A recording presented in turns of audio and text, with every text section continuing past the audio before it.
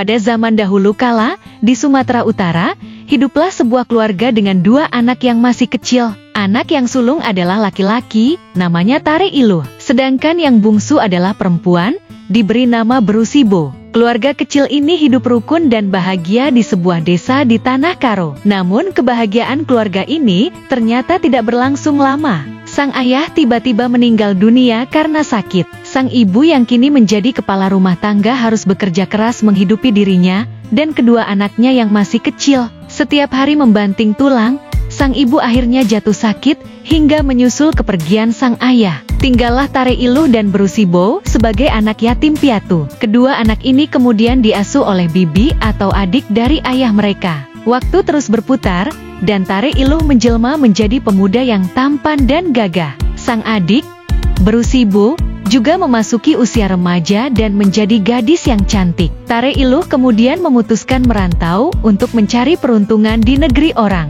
Ia berniat menghidupi dirinya sendiri dan sang adik tanpa membebani bibinya lagi.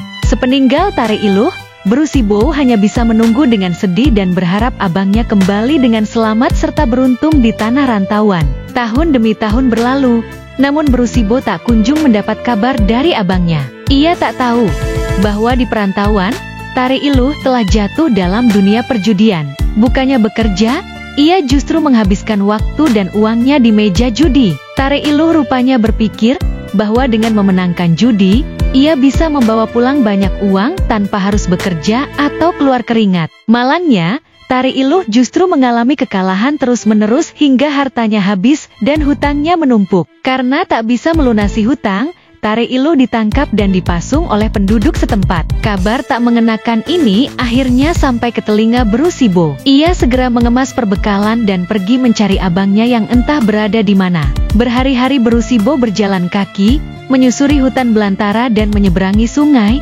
namun tak kunjung menemukan abangnya. Suatu hari, ia bertemu dengan seorang kakek tua. Sang kakek menasehati Brusibo untuk memanjat pohon tinggi dan bernyanyi memanggil nama abangnya. Brusibo bergegas mencari pohon tinggi dan memanjatnya. Di puncak pohon, ia bernyanyi dan memanggil-manggil nama abangnya.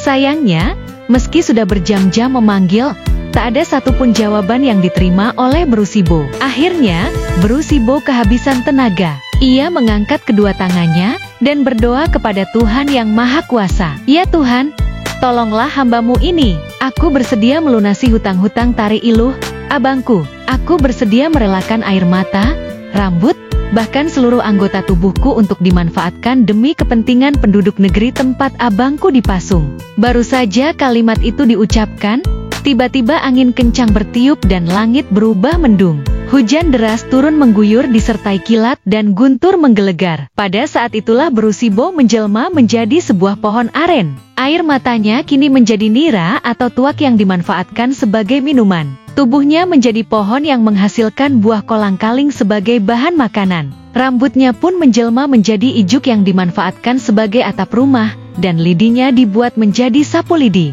Begitulah Brusibo akhirnya menjadi pohon aren yang serbaguna untuk menolong abangnya. Demikianlah legenda terkenal dari Sumatera Utara tentang asal mula adanya pohon aren atau enau yang kaya akan manfaat. Yuk komen apa sebutan pohon aren di tempat kalian. Terima kasih telah menonton, jangan lupa untuk like, komen dan subscribe untuk mendukung channel Dreamy Tales. Selamat malam dan sampai jumpa di dongeng selanjutnya.